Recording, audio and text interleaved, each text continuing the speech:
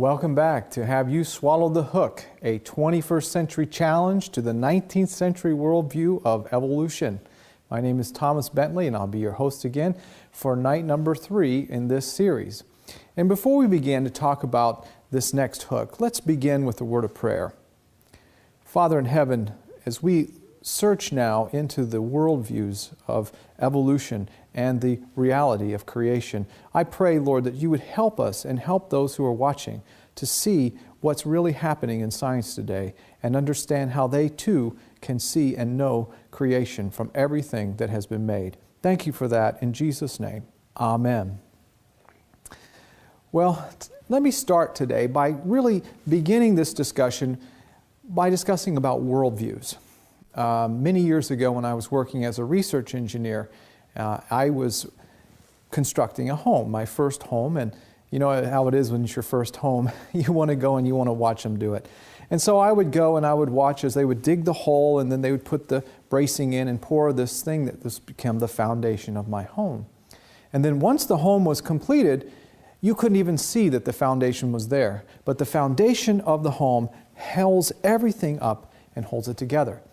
And friends, a worldview is like the foundation of a house. In your life, every one of you who are living today has a worldview, and the worldview is like the hinges that your life turns on. It's like the "you are here" place on the map that tells you how you live your life. Even though you don't think about it all the time, it becomes the foundation of your life. And today what we're going to do is we're going to look at worldviews when it comes to evolution. What is your worldview when it comes to origins? And so let's talk about that as we look at this hook where they say there is no evidence of creation. And I want to start here by saying most scientists that I know anyway, that I've ever dealt with, are really pretty intelligent people. And so you would wonder, how is it that natural selection, which can't add any information to cause one kind of life to morph into another, random mutation can't do it, time certainly isn't going to be able to do it. Why is it that these people believe in a theory for which there's no data, a theory for which there's no proof or no evidence? Well, the reason for that, friends, is because of their worldview. Let me share with you the worldview of naturalistic philosophy. The worldview that dominates science today is a philosophy, much like the philosophies of Aristotle or the old days. And this particular one, is the one that dominates science today, and it's called naturalistic philosophy. And let's take a look at what it is. And to do that, I'm going to introduce you to a Harvard professor of biology. His name's Dr. Richard Lewontin. And he writes about what it is, his worldview, and how his worldview is. Now watch this very carefully. He says, "Our willingness to accept scientific claims that are against common sense is the key to an understanding of the real struggle between science and the supernatural." Now he's calling science what he believes and supernatural what I believe. "We take the side of science in spite of the patent absurdity of some of its constructs, in spite of its failures to fulfill many of its extravagant promises of health and life, in spite of the tolerance in the scientific community for unsubstantiated just-so stories, like evolution, because we have a prior commitment, a commitment to materialism. It is not that the methods and institutions of science somehow compel us to accept a material explanation of the phenomenal world, but on the contrary, that we are forced by our a priori adherence to material causes to create an apparatus of investigation and a set of concepts that produce material explanations, no matter how counterintuitive, no matter how mystifying to the uninitiated. Moreover, that materialism is absolute, for we cannot allow a divine foot into the door." And so here, this professor basically explains what his worldview is, and his worldview is naturalistic philosophy. Materialism is simply the application of naturalistic philosophy. And naturalistic philosophy, friends, is essentially atheism. Materialism, of course, is the application of that. And if you think about what naturalistic philosophy is, you have to understand circular reasoning, if you will. That's where you state your proof, both in your proposition and your proof. You state it, you sort of rotate around. And this is sort of what they believe. They will come out to you and say, well, listen, nature is all that I see, therefore nature is all that there is. It's a very myopic view of the world. You can't ask a question like, well, where did nature come from in the first place? Where did all these natural laws, how did they get here? Where did we see all this design? Whoa, whoa, whoa, you can't ask that because I will not allow you to put a divine foot in the door. I can't have anything that would have to be explained by design or by a designer. I have to be able to explain it only by what I see in nature. And so that's kind of the essence of naturalistic philosophy. And according to Professor Philip Johnson, he writes that without Darwinism, which is a materialistic explanation, scientific naturalism would have no creation story. And so by applying this philosophy of atheism on science, now evolution becomes the creation story for Darwinism. He goes on to write, he says, although most people believe that an enormous amount of empirical evidence supports the general theory of evolution, this is in fact an illusion. Most people in the intellectual world are certain that evolution must be true because it's the only tenable naturalistic explanation for the development of the complex life, or life in general, and it therefore must be true if non-naturalistic explanations such as creation are ruled ineligible for consideration. The evidence is then built up on this pre-existing theoretical certainty based on philosophical presupposition. Non-evolutionary explanations of the evidence are not considered, and therefore the evidentiary support which seems to exist is the product of cultural certainty rather than its cause or support. So in other words, scientists today don't allow any other explanation in because only the explanations based upon the religions of atheism or secular humanism are the explanations that are allowed. These are naturalistic explanations. Dr. William Dubensky writes this. He says, we are dealing here with something more than a straightforward determination of scientific facts or confirmation of scientific theories. Rather, we are dealing with competing worldviews and incompatible metaphysical systems. In the creation-evolution controversy, we are dealing with a naturalistic metaphysics that shapes and controls what theories of biological origins are permitted on the playing field in advance of any discussion or weighing of any evidence. This metaphysics is so pervasive and powerful that it not only rules alternative views out of court, but it cannot even permit itself to be criticized. And so here we have the world that science is living in right now. That's the philosophy of naturalistic philosophy that requires materialistic explanations of the world. And so when we think about what Mr. Richard Lewontin had said, he says, our willingness to accept scientific claims that are against common sense. That's what evolution is. The patent absurdity of some of its constructs. The failure to fulfill many of its extravagant promises. For example, where are all the intermediates in the fossil record? And of course, the tolerance of the scientific community for the unsubstantiated just so stories.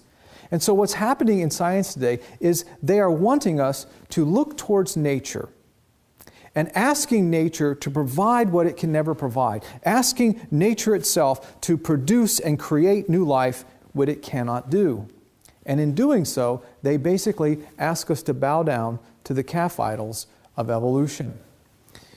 He goes on to say, it's not that the methods and institutions of science somehow compel us to accept a material explanation of the phenomenal world, but on the contrary, we're forced by our own a priori adherence to these material causes to create this apparatus, to create a set of concepts, to create a whole worldview, to create materialistic explanations. And I'll explain how that works in just a second.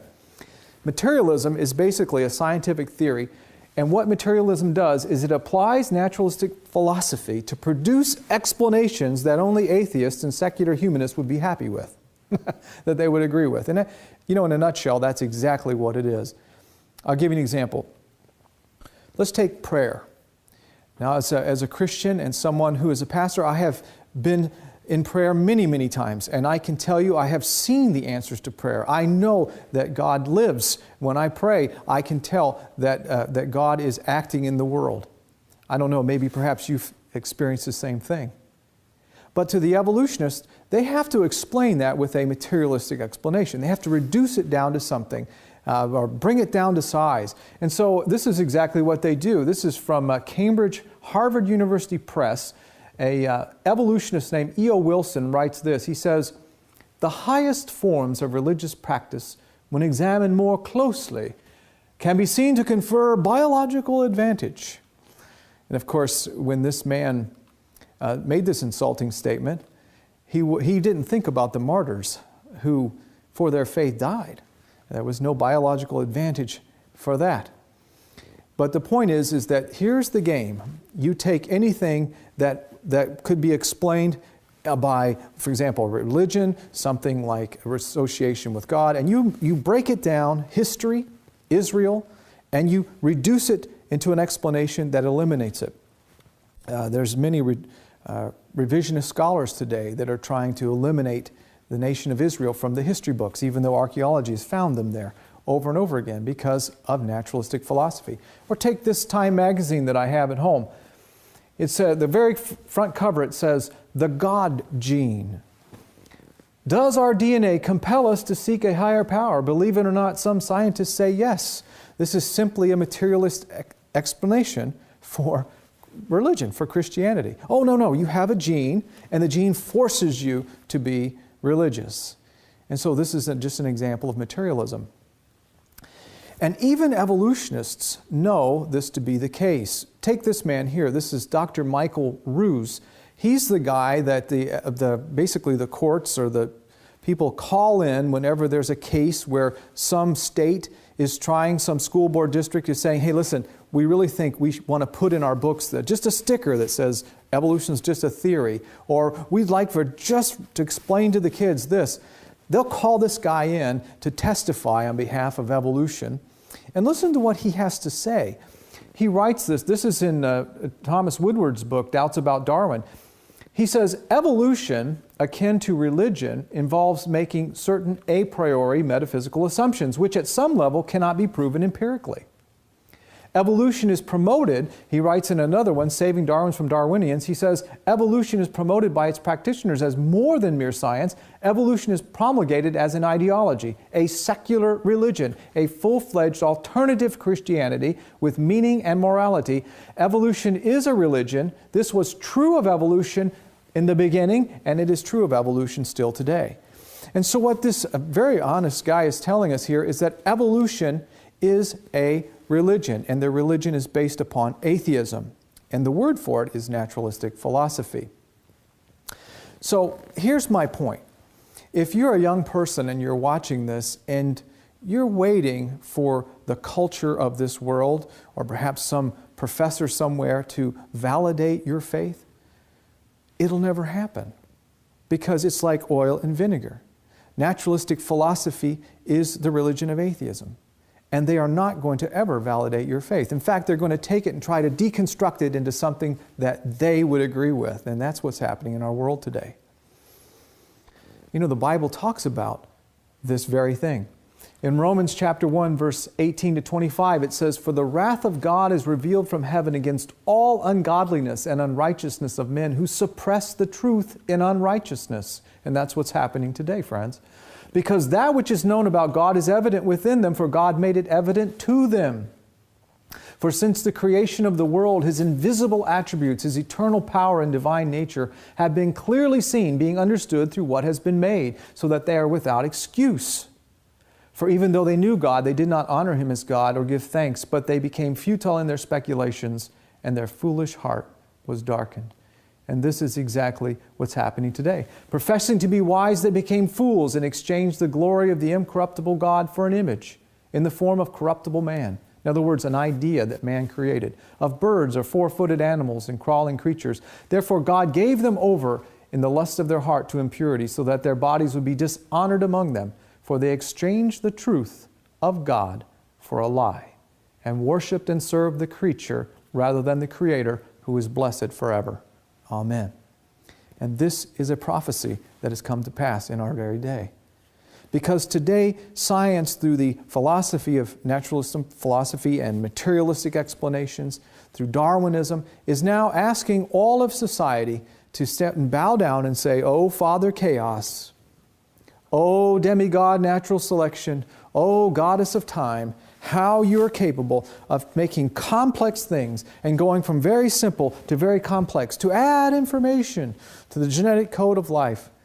And this is what's happening in our world today. We are being taught to be pagans and to bow down to the calf idols of evolution. I'll tell you how bad it is.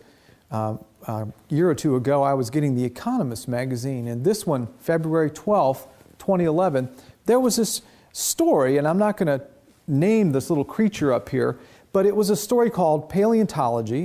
It was called Splay-Footed but Not Flat-Footed. And the author of this story was perplexed. The entire story was talking about this little creature that you see here. It's like cricket-like creature that you see in the fossil and you see the real one today. And the entire story was about this guy going, now why didn't it evolve? Well, we know that this fossil, he says, is over 100 million years old, but why didn't it evolve? And so he bats it back and forth, and finally at the very end he says this. He says, the first rule of natural selection is, if it ain't broke, don't fix it. Now let me ask you a question. How could a purposeless, random process that's mindless, how could it ever know that something's broke? And if it did know that it was broke, how in the world could it know how to fix it? How could it ever know why some creatures would evolve and some wouldn't? How could a mindless process do that?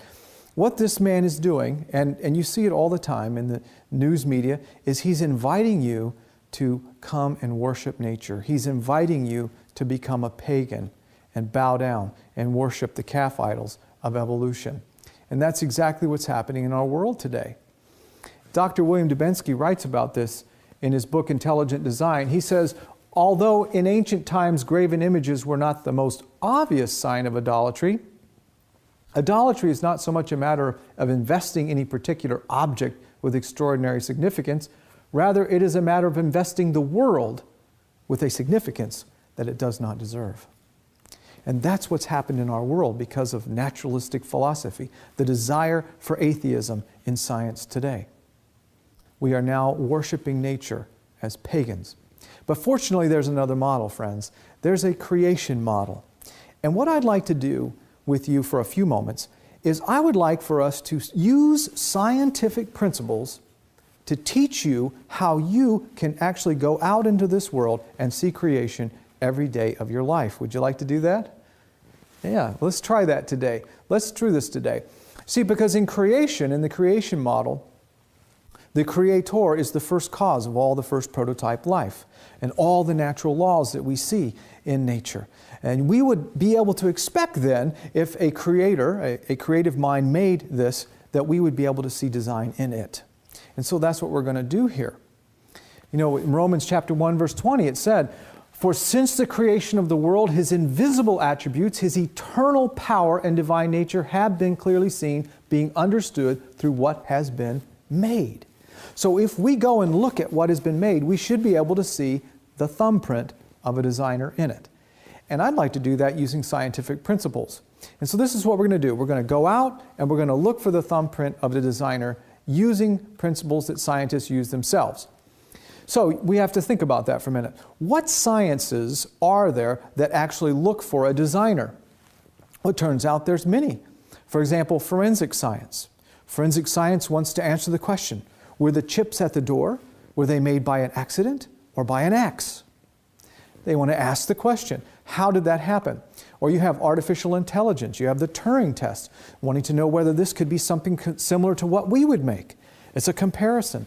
You have the cryptography, which is looking for out of, and basically in unorganized things, looking for language, looking for complexity in things. You have archaeology, which is uncovering language and uncovering complexity from the past. You have SETI, which, you know, I don't know if you could call that a science, but it stands for Search for the Extraterrestrial Intelligence. And there are groups of people out there that try to listen for signals and try to see if there's a sign of technology out there somewhere. And so they all use scientific principles, and we'll just use those same principles. And here it is. This is the number one principle that scientists, all of these scientific fields use, and it's the principle of complexity. Now let me explain what I mean by complexity. When I say that, I'm not talking about snowflakes, which really look complex, but they're made by natural processes. And I'm not talking about dirt, which has lots of parts, which makes it complex. I'm not talking about crystals that you see forming in caves, again, which are caused by natural processes. What we talk about in science when they talk about complexity is told to us by Dr. Ariel Roth. He says, by complexity, we refer to elements that must depend on each other in order to function properly and not just a lot of unrelated parts. And so things that are complex are things that are dependent upon one another. Let me give you an example. Take this website for a moment. Very popular website. You'll notice that it's complex because instead of numbers or dashes or dots, it's using characters, and the characters are letters.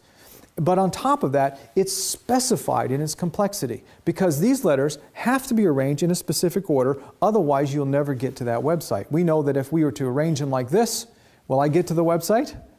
No, you cannot get there. They have to be in a specific order, just like this, and then you can press enter and you'll go to that website. This is an example of complexity. It is specified in its complexity, as a matter of fact.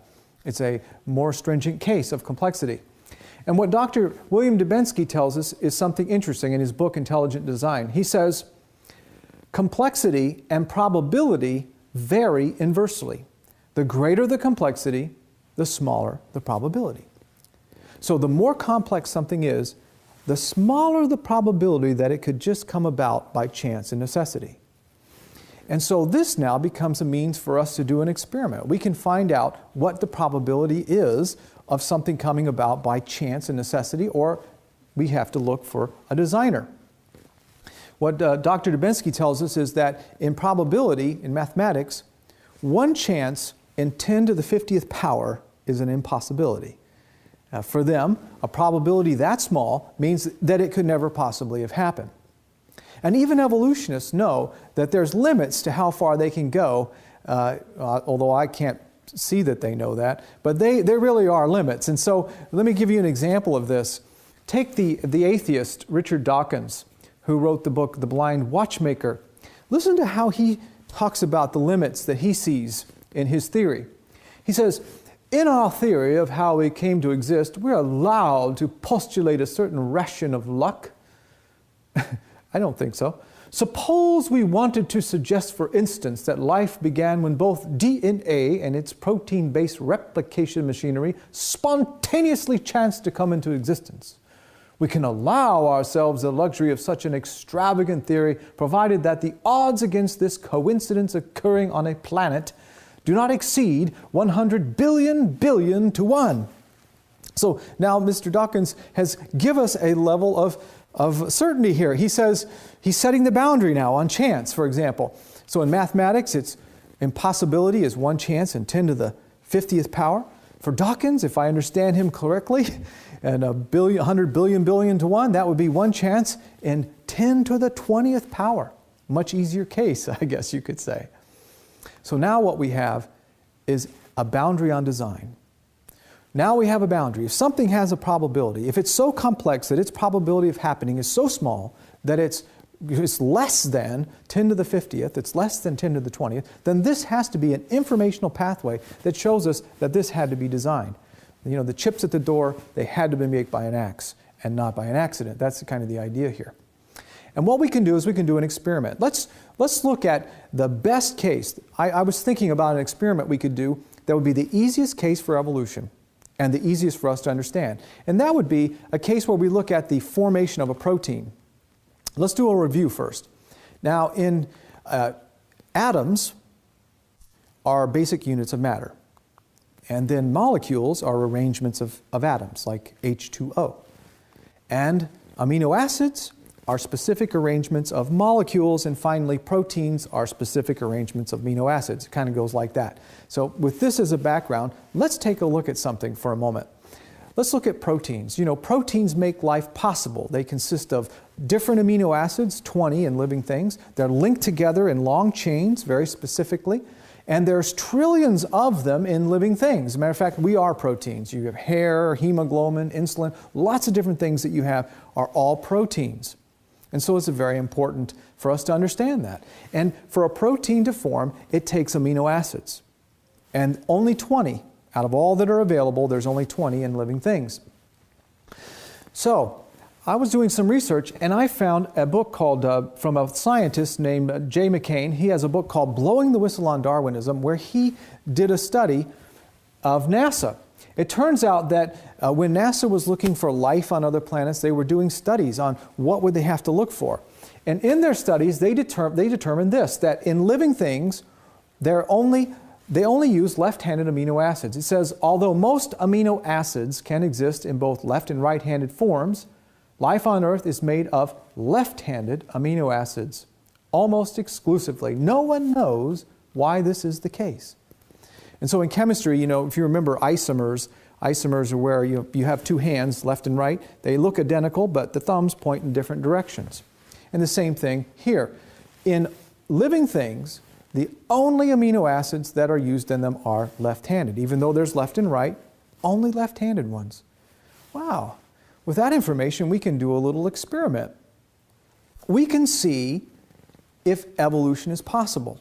Let's do an experiment right now and see the best case for evolution if we can see a protein coming together using only left-handed amino acids. You know, not the right ones, not in the right order, which is another level of complexity, but just using left-handed amino acids. Is it possible that evolution could happen? Okay, so let's go back to looking at this NASA example. When they were looking at what the possible simplest form of life is, and of course there are no simple forms of life, they discovered that. But they said to themselves, okay, if we're out there looking, here's what we'll look for. We'll look for at least a life that has 120 different proteins, and they're all made up of 420 properly arranged amino acids. Now, if you do the math here, 124 times 420, that means you would have to have 52,080 amino acids, and all of them have to be left-handed. So we could do an experiment. All right, imagine that all of us here in the studio today and everyone watching had a quarter. And on that quarter, you have a head and a tail. We'll make heads be left-handed amino acids. We'll let tails be right-handed amino acids. And what we'll do is, imagine 52,080 of us all at the same time taking our quarters all at the same time, flipping them in the air all at the same time, catching them and putting them here. And every single one of us, all 52,080 of us, all get heads. What are the odds of that happening? What's the probability of that happening? Well, I did the math, and guess what? The probability of getting 52,080 left-handed amino acids to create a protein, the best case for evolution is this: 1 chance in 10 to the 14,136. Now, I think Richard Dawkins ought to do the math, right? See, evolution of life is not possible. This is way beyond impossible. And so complexity tells us we have to use it as an informational pathway to say, wait a minute, I don't think that is possible. We need to look for an intelligent cause. You know, and it's even worse for evolution because proteins are specified in their complexity. You don't just get the 20, you have to put them in the right order, you have to bend them the right way, and this makes it even more complicated for evolution. But what this basically means is that you have a better chance of taking a ball and tossing it to the other side of the moon than for evolution to have ever happened. Ever. That's what it tells us. And that's what the science of complexity tells us. You know, there was a fellow, his name was Dr. Thaxton, Bradley W.L. Thaxton. He wrote a book called Information and the Origin of Life. He said, in it, he talked about a physicist. His name was Jay Morowitz. He calculated the probability of a very tiny microbe, a microplasma, appearing spontaneously. He said it was 1 chance raised to 10 to the 5 billionth power. A probability that you can't even imagine in your mind. So small, so impossible. Dr. Robert Gaines writes, he's a scientist in the field of cryophysics and information systems. He says the likelihood of life having occurred through a chemical accident is for all intents and purposes 0. It never could have happened, ever. Evolution could never, ever, ever have happened. So complexity then becomes an informational pathway. It says, hey, now we got to start looking for an intelligent cause. Because guess what? The accidental cause just ain't happening. It's not there. And so what we know is that complex life requires a designer. These amazing machines that are extremely complex point to an intelligent source. There's no way that an accident or chance or necessity could ever cause that to happen. And so that's one way of looking at complexity, but there's another way. In the 1990s, a scientist, Dr. Michael Behe, came up with another way of looking at complexity. He called it irreducibly complex. And what basically was his inspiration for looking at this was something that Darwin said. It was a test that Darwin had on his own theory. In Charles Darwin's book, The Origin of the Species, he said this: if it could be demonstrated that any complex organ or existed which could not possibly have been formed by numerous successive slight modifications, my theory would absolutely break down. And what Dr. Michael Behe, who's a microbiologist, did was he said, well, Darwin, there are lots of things that are complex systems that could never possibly have been organized by small, slight, successive changes. And what he called those was irreducibly complex systems. Here's what he wrote. He said, an irreducibly complex system cannot be produced by slight, successive modifications of a precursor system, because any precursor to an irreducibly complex system that is missing a part is, by definition, non-functional. And then he goes through his book and shows one example after another. The way to think about it, he gives, is the idea of a mousetrap.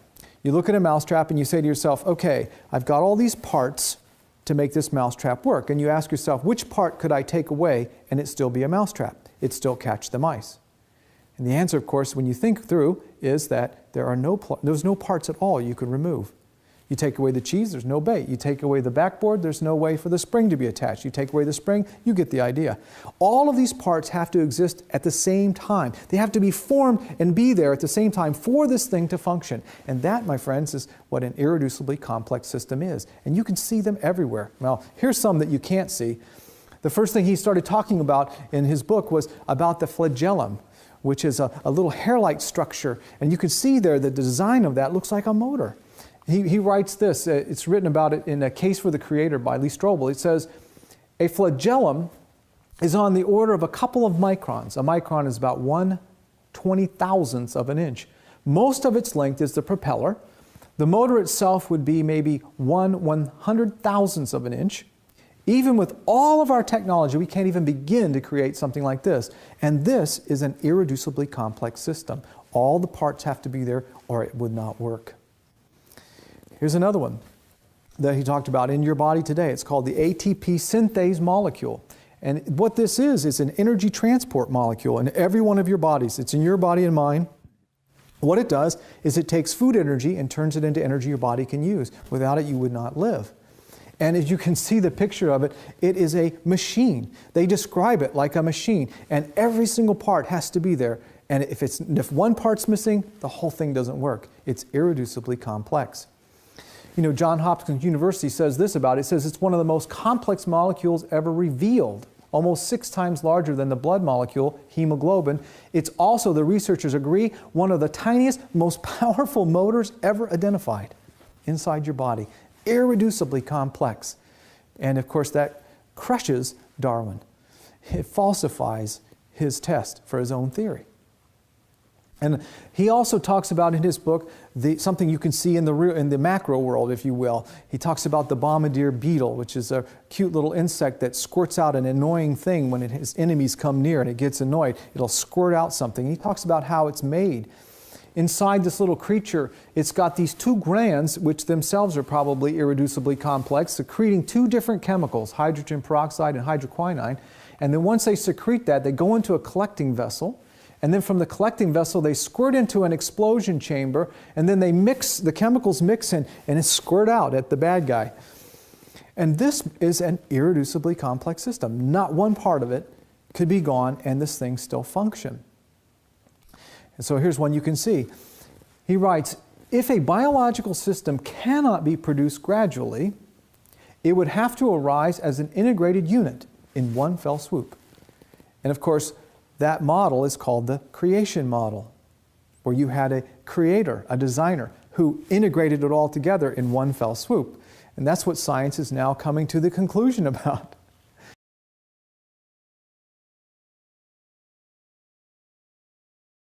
Systems, and that's flight. One of the things I did for many years is I worked in aerospace as a research engineer, and I worked on aircraft, and flight is so cool. Flight is probably one of the neatest things, and flight itself is an irreducibly complex system. I'll give you an example. You know, when you have an aircraft, you have to have enough thrust to overcome the drag. You have to have enough lift to overcome the weight of gravity. All of that stuff has to be balanced. If it's not balanced, if you don't have enough lift, you don't get to overcome gravity. If you don't have enough thrust, you can't get the lift. Another thing you need in aircraft is you need to have everything in a center of gravity. You have to have your aircraft aligned center of gravity so that it's not too heavy in the front, not too heavy in the back. You have to have control surfaces so that it can actually fly in the air. It can pitch and yaw and roll. But guess what? All of these things are found in flight. When we look at the birds, the wing shape of a bird is perfectly suited to get lift. In fact, if you look at the wings, the feathers that birds, they actually have feathers that are classified as flight feathers. Because of their design, they're actually able to enable the bird to have lift.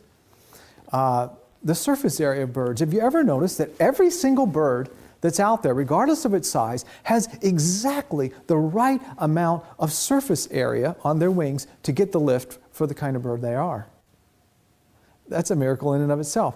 All birds have ability to have propulsion. They have specially designed sockets in their wings so that they can get these powerful thrusts and produce the kind of lift that they need. And of course, all birds have control surfaces. I know people that have collected birds, and one of the things that they do to collect birds is that they will take a bird and they will cut the control surfaces. And even though a bird has wings, it will stop flying because it cannot control itself in the air. And you have to have all of these things at the same time for you to have flight. And so birds, when you look out every day, you're looking at an irreducibly complex system. You know, Dr. Andrew McIntosh writes that a bird can fly only because it has an exceedingly light bone structure, which is achieved by the bones being hollow. Many birds maintain skeleton strength by cross members within the hollow bones. Such an arrangement began to be used in the middle of this century for aircraft wings and is termed the Warren's Truss arrangement. Here's a picture of it. Large birds, such as an eagle or a vulture, would simply break in pieces in midair if there were some supposedly halfway stage in their skeletal development where they had not yet developed such cross members in their bones. So even the wings themselves and the bracing in the skeletal structure is an irreducibly complex system that could never have possibly come about by slight modifications. It had to all have been there at the same time in order for there to be a bird and in order for there to be flight. It's just amazing. Every time you see a bird, you're looking at design. This one here, think about it. I'm not going to get into detail here about sexual reproduction, but I will share with you that in the Darwinian model, the evolutionary model, the most logical way to propagate your genes is asexually, right? This first little goo produced itself again asexually, and it would go on that way. But the Bible says He made them male and female. And guess what? In our real world, that's what we see, males and females. We see all types of sexual reproduction. And if you were to study this, you would find that this is an irreducibly complex system. That parts have to work together, and if they do not work together, the whole thing doesn't work. The whole thing falls apart. So every time you see a male and a female of any type of animal, you're looking at design. You're looking at creation, because they are irreducibly complex systems. Check it out yourself. Now, Dr. Michael Behe was asked, he said, you know, this idea of irreducible complex systems, you know, it's been around now for over a decade, almost 2 decades. And they were asking him, well, haven't the evolutionists just trounced you on the head over this stuff? Here's what he said. He said, it has attracted a lot of attention from people who have tried to knock it down, but they haven't been able to do it. Complex biological systems have yet to be explained by naturalistic means. You remember naturalistic philosophy? That's atheism. That's a fact. Even Darwinists admit that in their candid moments. And as science advances, we're continuing to find more and more complexity in the cellular world. And so what you can tell you, friends, is that by using complexity, you can see creation. You can see the hand of a designer. But where I'd like to close with this discussion is that we talked about complexity, but now I want to talk to you about language. Language is one of the thumbprints that we have that shows us that we have a designer. Let me explain what I mean. You know, ever since we've been curious about what's out there in space, we started building these large radio telescopes. And these radio telescopes look out and they're searching for radio waves. And what are they looking for? And all the noise, they're looking for something that has the appearance of language in it. That, for example, SETI has the Allen Telescope Array, where they're out there looking, listening all the time, waiting to see if they can find technology of the future. They're looking for language. In fact, this is exactly what they said. Seth Shostak, it was written in his thing, How to Sort Signs of Artificial Life from the Real Thing. He's an astronomer for SETI. He said this. They asked him, what are the SETI scientists looking for? And here's what he said. Perhaps the extraterrestrials will preface their message with a string of prime numbers, or maybe the first 50 terms of the ever-popular Fibonacci series. Well, I like the way you put that. Well, there's no doubt that such tags would convey intelligence. So here's this man looking out into space, and if he finds anything that's from the science of mathematics, because that's what he's talking about here, it's prime numbers, Fibonacci series, he's talking about the language of mathematics, then if he found anything, well, certainly I'm going to go right away and I'm going to say, hey, I found intelligent life out there somewhere.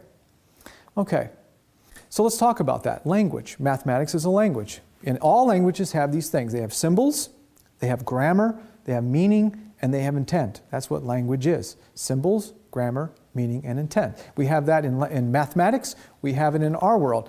And when you think about language, imagine for a moment a Scrabble table. Now, you know, in evolutionists, I could take a bunch of evolutionists and put them over here and give them a bunch of Scrabble pieces and say, okay, chuck them for a billion years, chuck your Scrabble pieces over on this Scrabble board. And you know, as they were doing this, eventually you might find an A and a T come together and it would spell the word at, right? And maybe a C might be close by and say, well, that's cat. And we know that these things could happen by natural processes. But if you were to walk by a Scrabble board and you saw this, just some amazing dumb luck, you would instantly, if I were to say to you, hey, guess what? That happened by absolute sheer accident. You'd look at me and go, no, I don't think so. And the reason you would say that is because what this is exhibiting is language.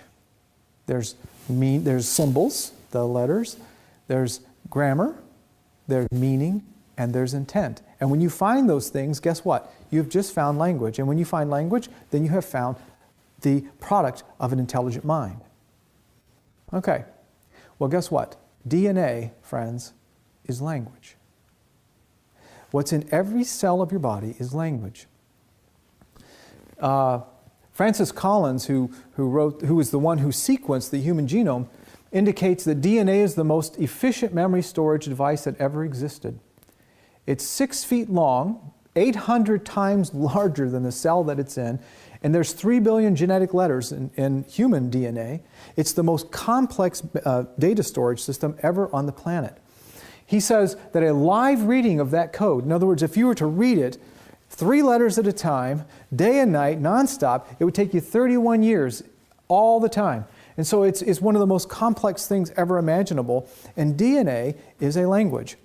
You know, computers, if you've ever seen a computer and looked at a program like an operating system running, you know that that operating system can be very useful. It can do many things. But what you may not know is behind that operating system is its binary code. And the binary code in computer systems is ones and zeros, organized in a specific way such that you can create an operating system that you and I can interface with. The genetic code is very similar. Instead of using 2 states, 1 and 0, it uses 4 chemicals. Very complex. And these 4 chemicals behind our genetic code is the same as a computer thing, because it creates, instead of an operating system, it creates you. The instructions that create who you are. All these little numbers back and forth in the genetic code. Even people who are computer and software experts recognize the incredibleness of DNA. Bill Gates wrote that DNA is like a software program, only much more complex than anything we have ever devised. Now imagine this for a moment. Imagine that one of our space probes made it out into deep space, way, way, way, way out there, somewhere in imaginary land, and there was an alien civilization. And they found this probe. And once they took it apart, they would find the computer, and what would they find on the computer hard drive? 1s and 0s. And they would say, I wonder what this is. And once they put together these 1s and 0s represented a higher order language, and that they represented an operating system, they would say, wow, this is language. And once they discovered language, they would say, we have discovered something that was created by an intelligent mind. Or take the scientists, the archaeologists that looked at the first cuneiform tablets. When I look at these things, well, I just see somebody playing in the mud, with a stick. But when they uncovered the fact that what these things represent is codes that are part of a language, they said, whoa, this was made by an intelligent mind. And that's what DNA is. DNA is a language. In fact, a man named Perry Marshall, who has a website called cosmicfingerprints.com, he was a guy who was involved in sequencing DNA. He says this about it. He says, DNA is an encoding, decoding mechanism that stores and transmits the message of the living organism. Biologists have actually been using linguistic analysis to decode the human genome. Linguistic analysis, of course, is what you use when you're trying to understand languages. Tools that we must use to analyze languages are continually being used to figure out what all those genes actually mean. See, we know now that DNA in our genes, every single cell of our body, is not an accident, it's information. And that information is a language. And once you have discovered language, you have discovered the source of that language, an intelligent mind, an intelligent designer. And that's what DNA is. DNA is, in every single cell of every single body, is the thumbprint of the Creator in their life. And that's not just me that thinks this. In this picture you're seeing here, this is Sir Francis Collins, and he was the lead scientist that was involved in this team of people who sequenced the human genome. Next to him is President Bill Clinton. And the occasion that they're there is that this is the day when they're announcing that they have completed their work, they have sequenced the DNA of a human. And Francis Collins is a man who was an atheist. He was a scientist, just like brought up on all the other ones, naturalistic philosophy. And here's what they said at this meeting. And this is found in his book. It's called The Language of God by Francis Collins. He said, today we are learning the language in which God created life. You imagine an American president today saying that? Today we are learning the language in which God created life. We are gaining ever more awe for the complexity, the beauty, the wonder of God's most divine and sacred gift. You imagine that? Wow. And then when President Bill Clinton got off the pulpit, then Francis Collins walks up there and he said, some of the things he said was this. He said, "It is humbling for me and awe-inspiring to realize that we have caught the first glimpse of our own instruction book, previously known only to God." And what I love about this is that I purchased this book. I was looking at it. It's called The Language of God. And in it, he talks about how he went from an atheist to a theist because of the discovery of language in the DNA. And what he said was about these two statements was this. He said in his book, I really wasn't trying to pander to Christians when I said that. I wrote those things for both the president and himself for one reason, and that was worship. He wrote them because he wanted to worship the God who put that information, that language, in every cell of every body. Isn't that amazing? And so, friends, you can see creation. Even though they can't, because their worldview is atheism, their worldview is secular humanism, even though they have adopted this naturalistic philosophy and they force upon all of science these explanations that are materialistic, that only a secular humanist and atheist would ever want to agree with, you can see creation. You can use scientific principles just as they do, and you can see God. You know, Psalms 104:24 says, O Lord, how manifold are thy works. In wisdom hast thou made them all. The earth is full of thy riches. And that's a fact, friends. So as you look at these two worldviews, which one makes the most sense to you? Does naturalistic philosophy, its circular argument that's all atheism, or does creation, which you can actually use scientific principles to show that it had to have come from a designer? For me, it's creation, friends. You know, Dr. William Dubensky says this. He says, within naturalism, the intelligibility of the world must always remain a mystery. Within theism, on the other hand, anything other than an intelligible world would constitute a mystery. Isn't it amazing how different these worldviews are? That we can go out and we can see creation, design, complexity, client organisms. We can understand and be at awe at what has been made. But they, on the other hand, it's still a mystery to all of them. I'm going to give the last word to Dr. Stephen Myers that he gave in an interview at a university. Here's what he said to the university students when they were asking him questions about this idea of science. He says, the origin of modern science was spawned by scientists who had precisely this sort of awe. They were in the main Christians who believed that science was possible because nature was intelligible. It could be understood and comprehended by rational minds such as ourselves because it had been designed by a rational mind in the first place. That God had put into nature order and design and discernible pattern. That's what made it possible to do the hard work of looking at things and then eventually discerning that there was a pattern.